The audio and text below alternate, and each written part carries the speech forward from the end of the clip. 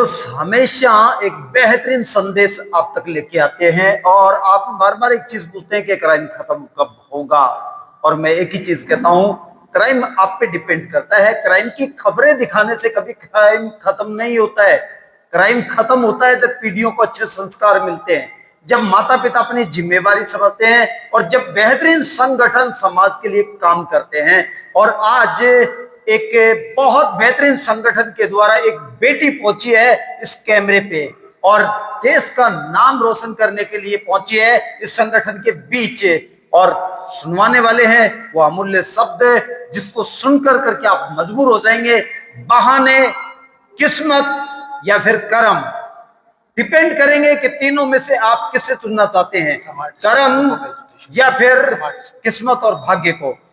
जानते हैं एक अमूल्य परिचय के साथ उनके बेहतरीन शब्द। सबसे पहले तो बेटा स्वागत है आपका crime focus Sanjay news channel पे, क्योंकि हम हमेशा एक चेहरे को इसलिए लेके आते हैं ताकि समाज जागे, जिंदा रहे और जो बच्चे नवयुग भटक रहे हैं उनको एक दिशा मिले। आप अपने सेल्फ इंट्रोडक्शन के तहत और जिस संगठन ने आपको जहां पहुंचाया है उसके बारे में और आज एट ए प्रेजेंट आप क्या कर रहे हैं वो सब करोड़ों भारतवासी आपके मुख से सुनना चाहते हैं। Thank you, first of all thank you so much for giving me this opportunity. मेरा नाम प्रियांशी है, मैं सिंघाना झुंझुनू राजस्थान से बिलोंग करती हूँ।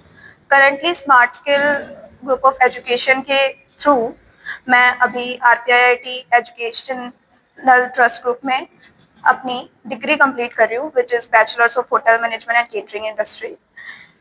तो मैं इतना ही बोलना चाहूँगी कि अगर तुम लोग बहाने बना रहे हो ना कि 12th के बाद तो क्या जिंदगी है, जॉब कर लो, पैसे कमा लो, बस बहुत है, ऐसा नहीं है। आज जो भी माहौल चल रहा है सब में सबसे पहले हमें ग्रेजुएशन तो बहुत माइनर इम्पोर्टेंस हो चुकी है, जो कि बहुत मुश्किल हो गई है। नॉर्मली फाइनेंशियल कंडीशन इंडिया की अभी इतनी अच्छी नहीं चल रही है। जो जितने भी इंटेलिजेंट बच्चे हैं वो लास्ट में बहुत ही छोटी छोटी 10-15 हजार की जॉब पे रह जाते हैं, जो कि मुझे नहीं लगता कि इंडिया की ग्रोथ के लिए बहुत अच्छी चीज होगी।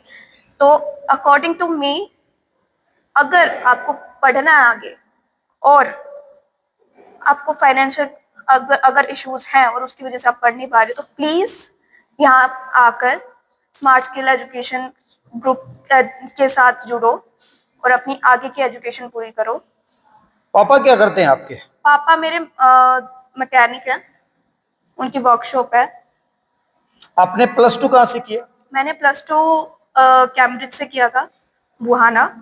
+2 करने के बाद में आपको ऐसा क्या सूझा कि मुझे सिर्फ अपने पापा के पैसे भी बचाने हैं, अपनी मम्मी की घर की परिस्थितियों को भी ध्यान में रखना है और मुझे फ्री में एजुकेशन चाहिए और कोई संगठन है, ऐसा क्या सूझा कि आपको उस संगठन से जुड़ना चाहिए और फ्री में एजुकेशन आपको लेनी चाहिए? आखिर किस संगठन के किस सदस्य ने आपका मनोबल बढ़ाया? फिलहाल बात ऐसी है कि 12th के बाद सबका ऐसा मन होता है कि अगर लड़की है तो शादी करवा दो, बट मेरा ऐसा कुछ वो नहीं था। मुझे करना था, खुद के पैरों पे खड़ा होना था।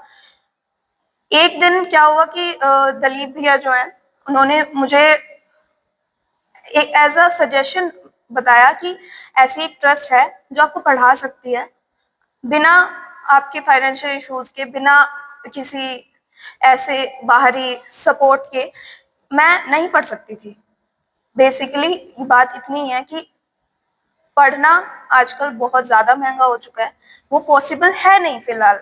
आप अगर नॉर्मल भी कोई कॉलेज करने जा रहे हो बिना हॉस्टल फीस के या बिना किसी के भी, तो आपकी नॉर्मल 2.5-3 लाख में फीस पहुंच जाते हैं पर ईयर, जो कि नॉर्मल मिडिल क्लास इंसान के लिए बिल्कुल भी पॉसिबल नहीं है। एंड इनफैक्ट मेरे फादर के लिए पॉसिबल नहीं था। हम मेरे मम्मी पापा या तो सिर्फ मेरे भाई को पढ़ा सकते थे या मुझे पढ़ा सकते थे, बट इस ट्रस्ट के वजह से मैं भी पढ़ रही हूँ, मेरा भाई भी पढ़ रहा है, जो कि अब तक के लिए सबसे थैंकफुल चीज है। दलीप भैया की भी और मुस्तकीन सर की भी, जो कि मुझे हेल्प कर रहे हैं आगे बढ़ने में, अपने पैरों पे खड़े होने में, इंडिपेंडेंट बनने में। अभी थोड़ी देर पहले जब आप मंच पे बोल रहे थे तो आपकी आंखें भर आई थी। आखिर कौन सा दृश्य था जो कि उस पढ़ाई और आपकी आंखों के बीच में आया और आपकी आंखें नम हो गई? आखिर ऐसा क्या था कि हर बच्चा मेरी तरह शायद जूझ रहा होगा, हर माता पिता शायद बड़े सपने देख रहे होंगे, लेकिन उन बच्चों के सपने ध्वस्त हो जाते हैं। कहीं ना कहीं वो चीजें, क्या ऐसा दिमाग में आया कि आपकी आंखें भर आई?